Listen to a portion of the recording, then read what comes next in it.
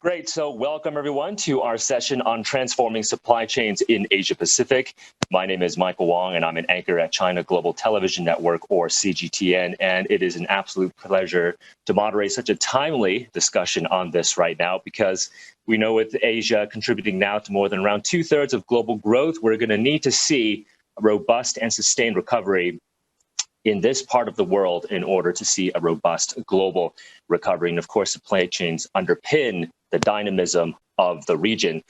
There's a special focus today on the Association of Southeast Asian Nations, or ASEAN, but hopefully our conversation can expand beyond ASEAN to a wider region as well. And what we want to achieve in our conversation today is really to draw attention to the ideas, the initiatives, the action plans, perhaps, to enhance the regional supply chain when it comes to connectivity, resilience, as well as sustainability, to bring together government as well as businesses to think about this common aspiration of ours, because it is really no longer enough just to focus on optimizing supply chains. It's no longer enough just to focus on the efficiency of supply chains. So we already have the public and private sector coming together on this issue, as this session is associated with the Regional Action Group for Asia Pacific of the World Economic Forum, or RAG APAC. So many of you are familiar with RAG APAC, but for those who don't know, this is a vibrant multi-stakeholder community that provides a platform for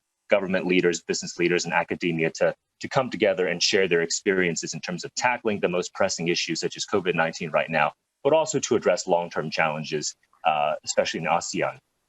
And RAG APAC also, of course, right now contributing significantly towards the development of the ASEAN Comprehensive Recovery Framework, which would be the roadmap to lead ASEAN out of COVID-19 to really recover in a more resilient and stronger manner. So without further ado, let me introduce our panelists for this session.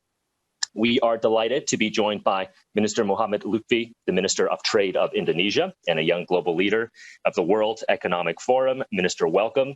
Dr. Rebecca Fatima Santamaria, who is the Executive Director of the APEC Secretariat. Dr. Rebecca, welcome. We are also joined by Tarek Sultan Essa, CEO and Vice Chairman of the Board at Logistics Giant Agility, and Vijay Eswaran, who is the Executive Chairman of the Diversified and Multinational QI Group. So we have a fantastic panel that touches all corners of the supply chain. We've got regional cooperation, we've got government, we've got industry as well. So welcome to you all. All right, Minister, let me begin with you first. So where I am here in China, supply chains have essentially recovered back to pre-COVID levels, but growth in ASEAN right now projected to decline by around 4% in 2020. So the first sort of contraction that we've seen in the region in over 2 decades. Give us the state of play. Lay out the land for us in terms of supply chains in ASEAN. Where do they stand right now? How do supply chains look in ASEAN's largest economy, where you are in Indonesia? But also perhaps the opportunities, the pathways forward to really transform supply chains in the region. Well, something's common in ASEAN, especially ASEAN archipelago countries. That is, the supply chain is actually driven by investment, and this investment probably enhanced by the trade wars that's happening between China and the US. And also during this COVID-19 digital transformation, digital market becoming a very important coefficients in this issue. So if I can see, this trade wars created a lot of movement outside of China to find a subtle, a very good production area outside of China in order to substitute, especially during the trade war. At the same time, which Indonesia is experiencing right now, I just announced the result of 2020 trade balance of Indonesia toward the world. And there, in the 10 of on oil and gas export, we found two very good competitive industry that we export. For the very first time, Indonesia actually selling instead of raw materials and half-finished goods. Actually, Indonesia now becoming the second largest producer of stainless steel. And the second one, Indonesia also have automotive and means, we're selling cars and spare parts toward the world and becoming number 6 of our non-oil and gas export. Meaning that Indonesia right now is connected to the supply chain, and we are making sure that the supply chain becoming a good demand, so Indonesian logistic becoming very good as well. So if you look, Indonesia was ranked number 63 just 3 years ago, but today Indonesia is number 40. We cut down the cost of logistics from around 9% from our product today to around 6% today. But for the most advanced country, this number has to be lowered by half from 6%. So this is an opportunity for countries like Indonesia, for countries like in ASEAN, and also since I'm coming from the government side, government sometimes not helping the process of the supply chain. At the very beginning of the COVID-19, we experienced that the first things we do is that because the demand for PPEs, for masks, for all this gown, surgical gown is very important. We try to stop export of PPE abroad. Not long after that, we figured it out that other countries that have the ingredients for medicine also try to stop that from exporting. Then we realized that we have to work together, and because of that, I think in the future, taking the lesson learned from this COVID-19, countries like Indonesia, countries in ASEAN need to work together, mitigate together for some issues, especially something like pandemic and the COVID-19. I'm sure this is will not be the last one that we're going to experience, and because of that, Indonesia is committed that we are part of the value chains of the world. We're also committed to make sure that supply chain for everyone, not only for Indonesia, but have to be for region, for ASEAN. And because of that, I believe the transformations, the resilience, the efficiency of the supply chain in this region will become very good, very efficient, and hopefully sustainable. Thank you for that, Minister. It's great to hear that Indonesia is also moving up supply chains. It's more connected, I guess, now to global value chains. And you mentioned really working together on supply chains. So Dr. Rebecca, let me get to you on that, because you've spoken before in terms of deeper integration in the region can lead to more resilient supply chains. Talk to us about how government perhaps can play a more enabling role in making sure the supply chains are more connected, resilient, and sustainable. Yeah, thank you very much for the question. Thank you for inviting us to this very important webinar rather. Before I answer your question, I have to state that the opportunities and challenges facing ASEAN are similar to what we see in APEC, only that APEC is a much more diverse constituency that has a more diverse constituency extending beyond Southeast Asia and around the Pacific Ocean. APEC also includes some very important global supply chain and manufacturing hubs. You talk of China, Singapore, Korea, for example. So from my vantage point, the conversation around supply and value chains must necessarily involve regional economic integration. So in the past 3 decades, we've experienced how working together to deepen economic integration has made APEC the most dynamic region in the world. Dr. Mari Pengestu, I'm sure Minister Lutfi is very familiar with her. She's the managing director of the Development Policy and Partnership at the World Bank. In a recent discussion on trade and investment, she noted that the APEC region is seeing faster recovery from the effects of the pandemic, precisely because of how integrated our value chains are. And the pandemic has made it clear that the imperative is for more regional international collaboration, and Minister Lutfi alluded to that when he talked of how your restrictions don't work. At some point you got to collaborate, and that is it has taught us that none of us can go it alone. And here's what is more apparent. We must look at the supply chains, the questions around supply chains more holistically. It's not just about movement of goods, but also services, people, disruptions, not just because of infrastructure, but because also the pandemic, people cannot travel, the employees cannot go to work, so those affected. And the shipping sector also, we have vessels that are stuck because of quarantine issues. So all these things add up, and there's a role here clearly for governments and the businesses to figure out how do we manage this? What do we do? How do we ensure that these disruptions are not permanent? And how do we manage those disruptions? So businesses, while you are rethinking supply and value chains, and you're talking not just about costs, but you're talking about resilience and logistical risks.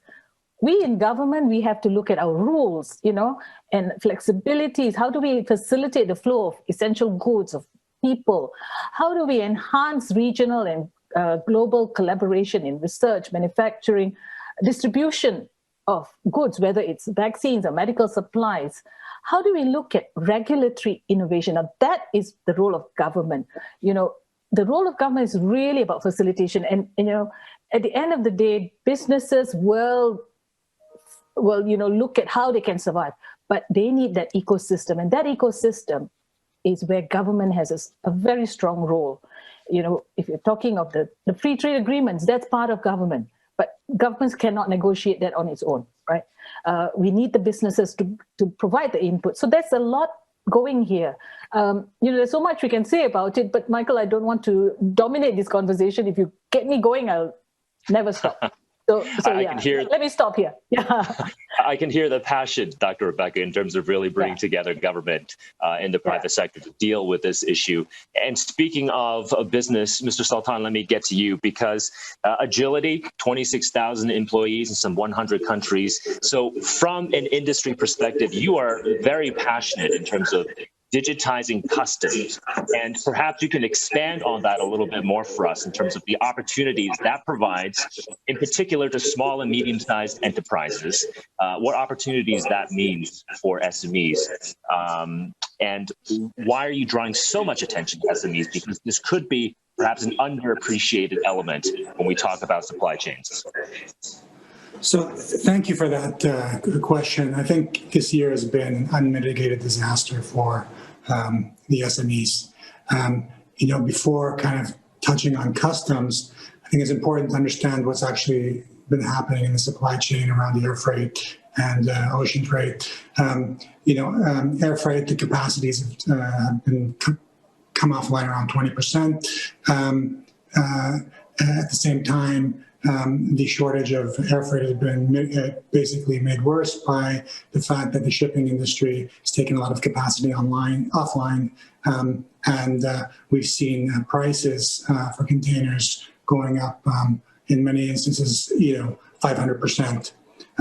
Clearly, the SMEs are bearing the brunt of those impacts for a couple of reasons. First of all, that disruption by definition means that a lot of the digital systems are coming offline. So the systems that were designed to kind of facilitate SMEs doing business around the world were transformed from being online digital businesses to being out of business basically overnight.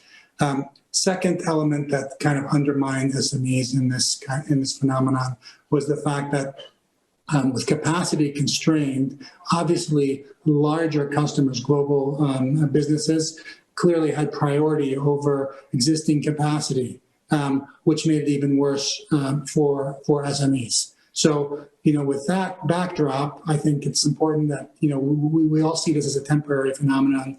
Hopefully that we will start resolving itself as vaccines come online and as the shipping industry kind of brings the capacity back online. Now, pivoting to customs, it's very interesting that in some of the countries where we have worked in digitizing customs, those countries, many of the countries that actually had these systems weren't using them, which I think is very interesting thing to say. So in other words, they had digital capacity, but for one reason or another, customs was not acting in a digital way. Now, along comes COVID, and I've seen two instances of countries that went completely digital with customs, where they had the capacity in place beforehand, and it took COVID to actually get everything online and customs to be working in the virtual world. We need to kind of preserve that mode of thinking, I think, going forward. The fact that customs could actually digitize and operate digitally during COVID means it's something that we can do all of the time. So I think customs modernization is key to SMEs. They bear the brunt of the friction cross-border. They bear the brunt of all of the different trade rules, and everything we can do to simplify their lives is going to be adding to the value of the global economy going forward, because 9 out of every 10 new jobs are coming from the SME sector, and we need that sector to help us get out of this recession that we're in.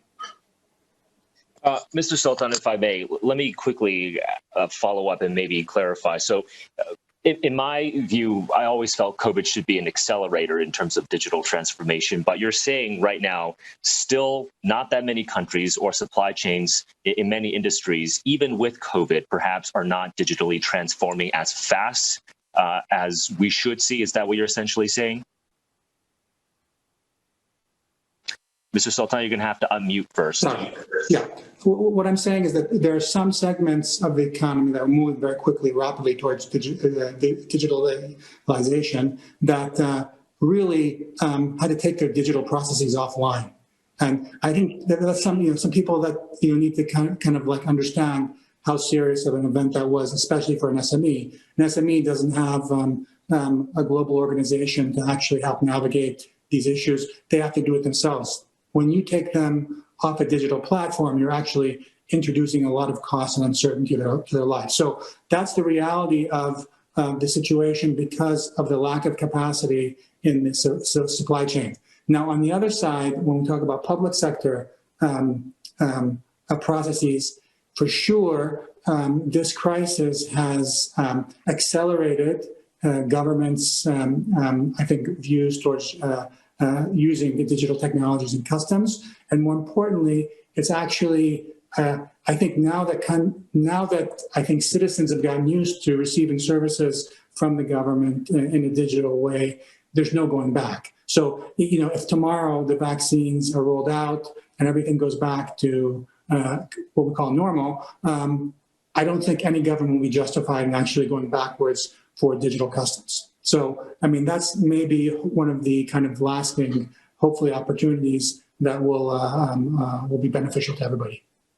Okay, got it. Thank you for that, Mr. Sultan. Dr. Vijay, let me get to you, because speaking of vaccines being rolled out, whether it's supply chains overall in ASEAN recovering or SMEs recovering, being more included in supply chains, you talk about the need for ASEAN to see more coordination when it comes to rolling out vaccines. So the vaccination supply chain is very critical in your view. Give us some more color on that.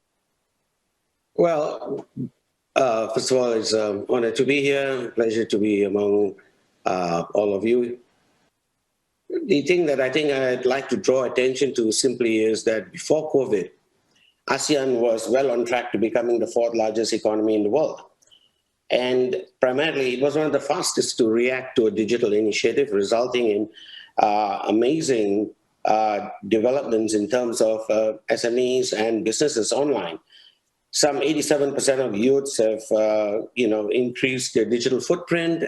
And this has resulted in at least 42% of youths adding on one more tool online. This has resulted in, of course, as Mr. Sultan has referred to, a spike in terms of requirements, in terms of products being delivered across boundaries and across borders. And this is also going to be both the strength and weakness of ASEAN. If we basically, we reacted, ASEAN reacted very fast with the Hanoi initiative. And I think it was phenomenal that they actually came together as fast as they did.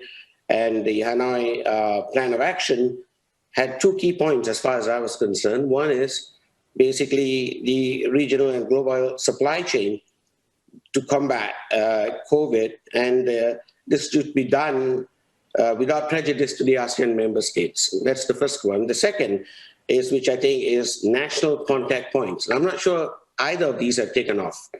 And this is a challenge because now we come to what I refer to as vaccine diplomacy.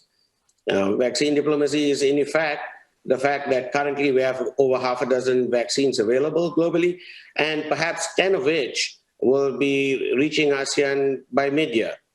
If we had one common negotiating. We are 600 million people with arguably one of the fastest, most digitalized infrastructure. Now, if we could actually turn this to our advantage, it would be a negotiating tool. But on the other hand, if we went our own separate ways, then this would not only split ASEAN, it would create more or less, unfortunately, a footprint for the rest of the planet. Now, I think ASEAN is actually a very important space. It's the backyard of both, China as well as India, and of great interest to the United States and Europe. So ASEAN would be the space where we need to develop better infrastructure, create better lines. As His Excellency pointed out, the biggest problem seems to be in somewhat or other regulations. As opposed to calling it the government, I would refer to it as regulations. So regulations have not moved as fast enough, to catch up with the speed of what needs to be done today. At the beginning of COVID, there was in fact a remarkable growth in terms of e-commerce and business online. And this resulted actually in a phenomenal, within ASEAN, a real resurgence in certain aspects of the economy, as His Excellency pointed out, in terms of car trade, and this and that, reselling of goods, etc., and so on. But things are basically getting somewhat hitting a little, maybe bumps on the road, because regulations, restrictions are creeping up. And the boundaries within ASEAN are creeping up. And that is a challenge for any SME to develop within the region. And Dr. Vijay, hopefully we can smooth out some of those bumps. That's why we're here, right? To see if we can focus on public-private collaboration in terms of getting vaccines to everyone. We want to certainly see more vaccine cooperation going forward. Let me ask each one of our panelists the same question, because again, when we talk about supply chains and transforming them, this is not a matter of government or business. This is about government with business, government and business. So if there's one public-private partnership initiative that you would all like to see in terms of transforming supply chains, what do you think that would be? The same question to every single one of you.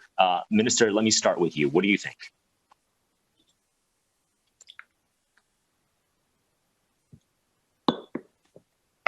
I'm sorry.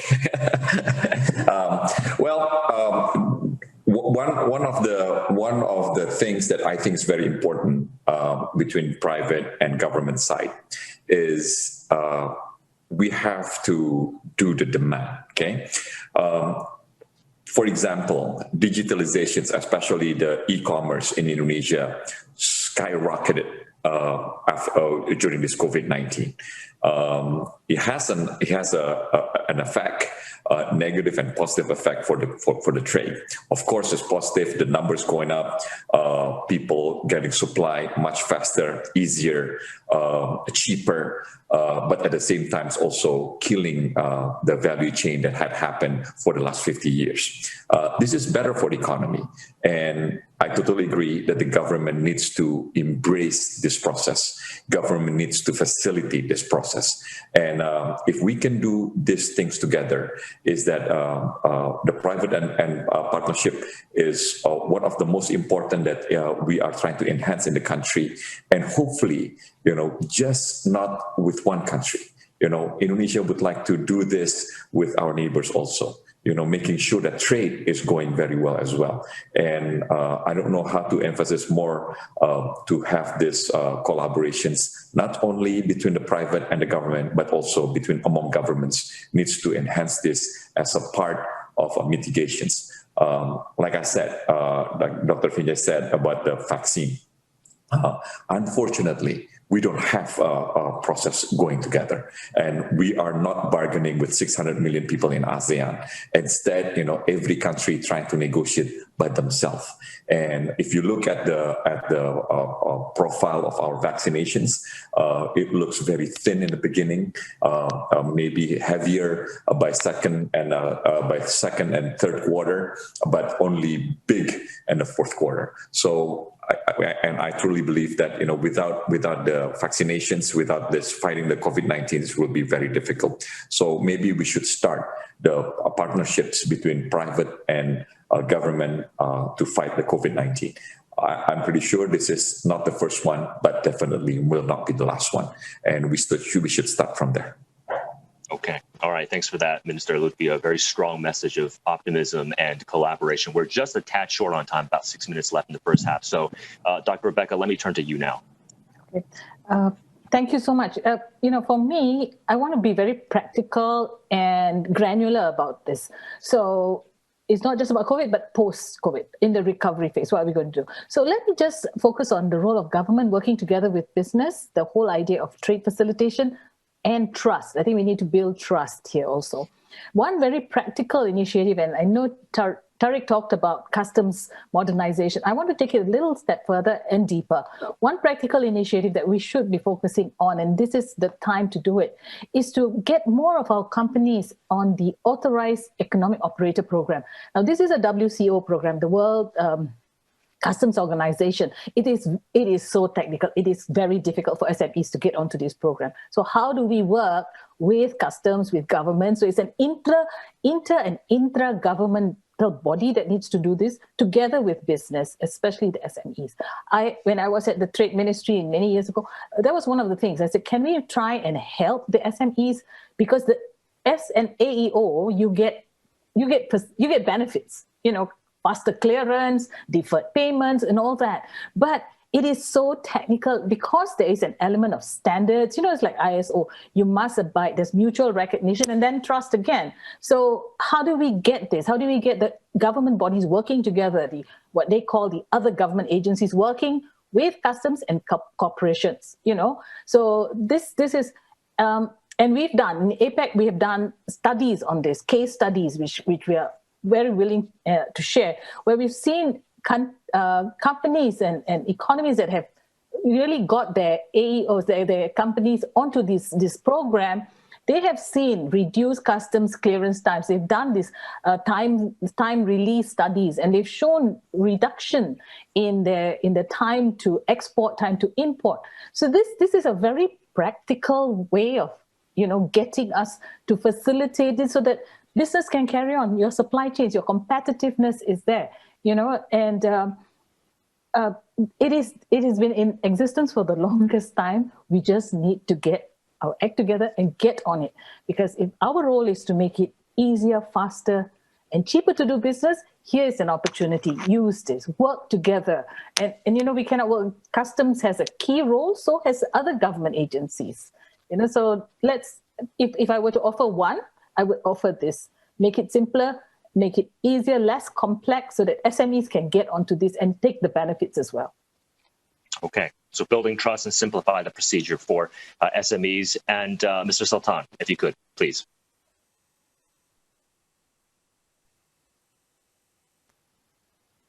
So the two most important phenomena that we need to facilitate, and we're going to need them to basically come out of the recessions that it's global recession, cross-border e-commerce and the kind of development of SMEs.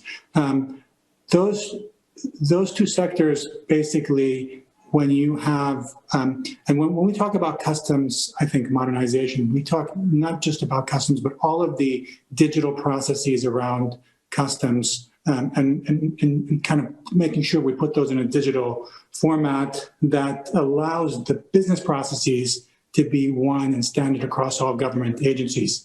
I think we need to make sure that we engage in public-private partnerships to help kind of expedite these projects, because they are very difficult projects to undertake, especially when you're talking about typical, I would say, customs modernization project is going to involve 20 or 30 different stakeholders in any individual government. I know in Malaysia, over 100 different government agencies involved in that digitization program. So it gives you an idea how complex it is. But if you get it right, it'd be basically creating value in business for the SMEs and for e-commerce. Without it, e-commerce and SMEs are going to be running into a brick wall.